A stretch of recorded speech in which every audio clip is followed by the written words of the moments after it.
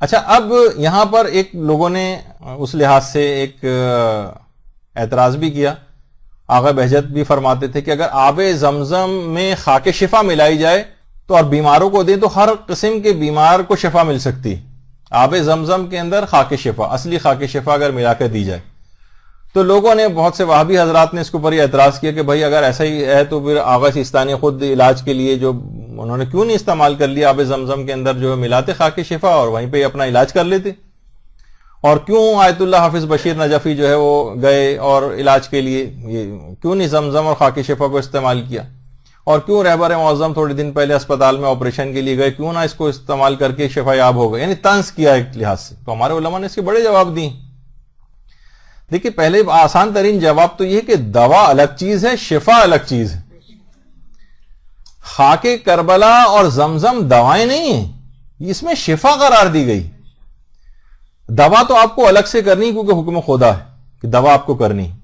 مثلا اگر کسی شخص کو بلڈ پریشر ہو گیا تو بلڈ پریشر کی گولی اس کو کھانا. اسی طریقے سے مثلا اگر کسی شخص کا خون جسم سے نکل رہا ہے تو پٹی اس کو باندھنا ہے. اور اگر کسی شخص کی مثلا ہڈی ٹوٹ گئی ہے تو بہرحال اس کو جو ہے اس کا ہڈی ٹوٹی ہوئی ہڈی کا آپریشن کروانا ہے. خاک شفا اور زمزم ہر بیماری کی دوا نہیں، ہر بیماری کی شفا ہے. دوا بھی جاری رکھیں، سائیڈ میں ان کو بھی استعمال کریں تو اس سے شفا یابی ملے گی. جبھی آب زمزم کی جو دعا ہے اس میں وشفاء من کل داء وسقم کا وشفاء، تو شفا کا لفظ اس کے اندر جو ہے وہ آیا ہے کہ اس کے اندر شفا ہے. دیکھیں شہد کے متعلق ملتا ہے روایات کے اندر کہ شہد کے اندر بھی شفا ہے. شہد کے لیے قرآن نے کہا کہ فیہ شفاء للناس. سورہ فاتحہ کے متعلق کہا جاتا ہے کہ فیہ شفاء من کل داء، ہر قسم کی بیماری سے شفا ہے، دوا نہیں ہے، شفا ہے. وَنُنَزِّلُ مِنَ الْقُرْآنِ مَا هُوَ شِفَاءٌ، قرآن کے لیے کہا گیا کہ قرآن بھی جو ہے شفا ہے. نماز کو کہا گیا کہ فَإِنَّ فِيهِ صَلَاتٍ شِفَاءٌ، جو نماز ہے اس کو بھی شفا قرار دیا گیا ہے. یہ آیت اللہ محسن الحکیم ہے کہ نجف سے کربلا جو پیدل جانے کی رسم شروع ہوئی تھی اس میں جب پیدل رستے میں کسی بھی جگہ رک کر جہاں نماز کا وقت ہوا وہیں پر نماز پڑھنا شروع کر دی. تو صرف جسمانی اعتبار سے اس کے اندر فائدے نہیں بلکہ روحانی اعتبار سے شفا ہے. اس کے اندر نماز کو بھی شفا کہا گیا ہے. ذکر جو ہے لا حول ولا قوت الا باللہ العلی العظیم، اس کو بھی شفا کہا گیا روایت میں. شفا، دوا نہیں. اور علامہ جلال الدین سیوطی نے جو کتاب جامع الصغیر لکھی اس میں لکھا ہے کہ پیغمبر کی باقاعدہ حدیث بھی ہے کہ جو غبار مدینہ ہے اس میں ہر جذام کے مریض کے لیے شفا ہے. یعنی جو مدینے کی جو مٹی کا جو غبار ہے وہ جذام کے مریض کو مثلا اگر لگایا جائے تو اس کو شفا مل جائے گی. تو یہاں پہ بھی پیغمبر نے غبار مدینہ کے لیے شفا کا لفظ استعمال کیا ہے. اسی طریقے سے اجوا کھجور کے لیے بھی شفا کا تذکرہ ہے. حضرت عائشہ سے مروی جو باقاعدہ پیغمبر کی روایت بھی ہے کہ جس میں اجوا کھجور کو شفا قرار دیا گیا ہے، شفا. اور دوا کے طور پہ بھی اجوا کھجور کہ اجوا کے روایت میں ملتا ہے کہ امیر المومنین کی اپنی موجودگی میں ایک شخص کو ایک دفعہ دل کا دورہ پڑا تو امیر المومنین نے اجوا کھجور کی گٹھلی کو پیس کر اس شخص کو دیا، اسی وقت اس کا دل کا مرض جو ہے وہ ٹھیک ہو گیا. یعنی تو بہرحال اس تو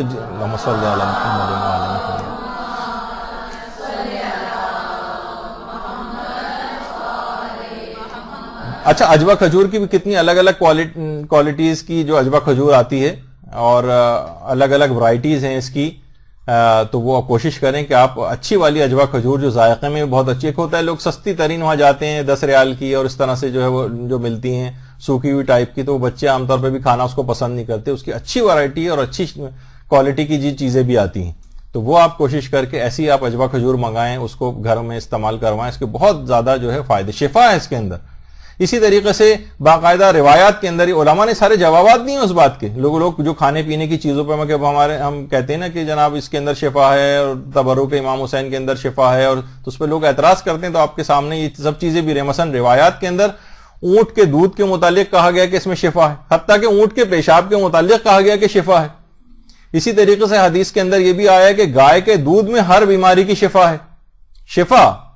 اسی طریقے سے پیغمبر نے جملہ بھی ارشاد فرمایا کہ نمک کے اندر شفا ہے، بلکہ 70 قسم کی بیماریوں کی شفا نمک کو قرار دیا گیا ہے.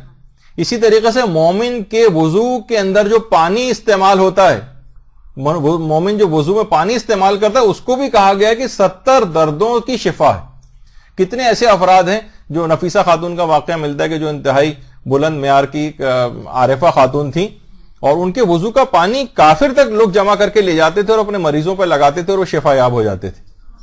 اللہم صلی اللہ.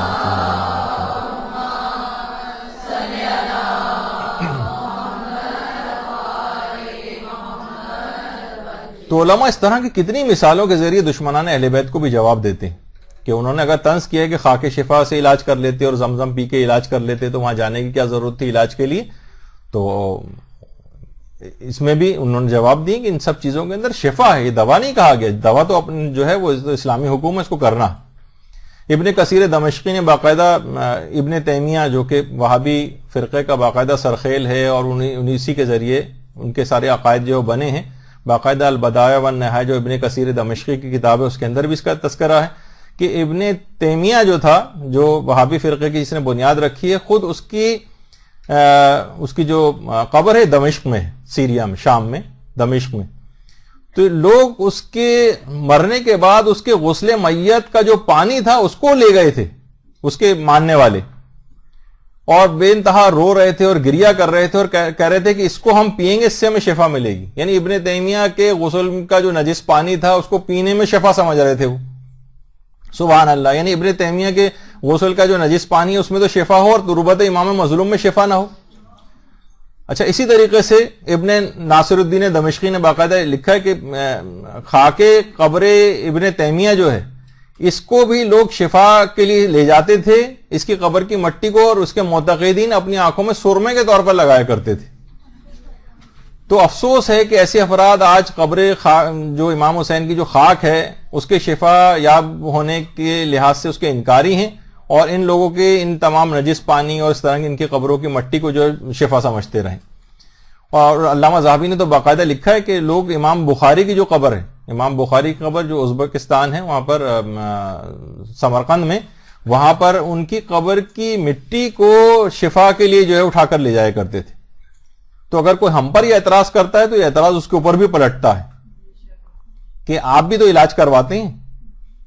جب خاک مدینہ سے علاج ہو سکتا ہے اور ابن تیمیہ کی قبر کی مٹی سے اور اس کے غسل کے پانی سے ہو سکتا ہے اور اونٹ کے پیشاب سے بھی علاج ممکن ہے، تو پھر آپ یہ جو ہے الگ سے دوائیں کیوں کرتے ہیں اور علاج کیوں کرواتے ہیں جا کر؟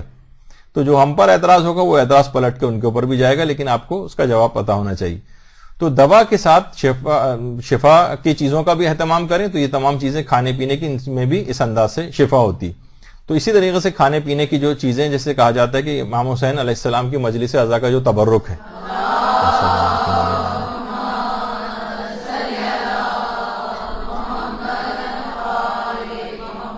مجلس امام حسین کا تبرک، وہ چیزیں امام حسین سے منسوب ہو کر شفا یابی کی ان کے اندر صفت پیدا ہو جاتی. یہ اب افسوس کی بات ہے کہ مجلس حسین کو بجائے امام حسین سے منسلک کرنے کے تبرک کی ان چیزوں سے منسلک کر دیا جاتا ہے. کون سی مجلس ہے؟ حلیم کی مجلس ہے، شیرمال کی مجلس ہے، اور بریانی کی مجلس ہے، اور دال چاول کی مجلس ہے، اور پیزا کی مجلس ہے. تو یہ اس قسم کی چیزوں یہ نہیں کرنا چاہیے. مجلس حسین ہو، ٹھیک ہے، تبرک میں یقینی شفا ہے. انسان اعتقاد کامل کے ساتھ اس تبرک کو اگر استعمال کرے تو بہت اچھا. خود پیغمبر کے اپنے دور میں ان چیزوں سے تبرک لیا جاتا تھا. پیغمبر اسلام کے باقاعدہ وضو کا پانی ایک برتن میں صحابی جمع کرتے تھے اور اس کو جمع کر کے لے جاتے تھے. رسول اللہ مثلا ڈول سے پانی نکالتے تھے. بہت سے کنواں بیر غرض کے نام سے جو مدینے میں ہے اور یہاں زیارت کے لیے بھی لے کر جایا جاتا ہے. تو ابھی تک اس سال کی حد تک بھی جو ہے وہ لے کر گئے ہیں. بہرحال یہاں تک یہ تو خیر ذرا اس کی پرانی تصویر ہے. پھر ایک باؤنڈری وال اس کے گرد میں کھود دی گئی تھی، بنا دی گئی تھی. تو بہرحال جو بچ جاتا تھا پیغمبر دوبارہ اس ڈول کو پانی جو ہے وہ اس میں کنویں میں ڈال دیتے تھے. لوگ اسی کنویں کا پانی لے جا کر اپنے بیماروں کو پلاتے تھے اور زخموں کے اوپر لگاتے تھے اور شفا یابی نصیب ہو جاتی تھی.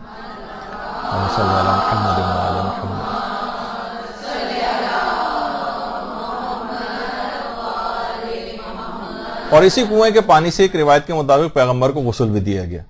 اور باقاعدہ جو کتاب طبقات الکبریٰ ہے اور اس میں خود ابن تیمیہ کا قول اس میں بھی ہے، اور کتاب جو وفاء الوفا ہے اس کے اندر بھی یہ قول ہے.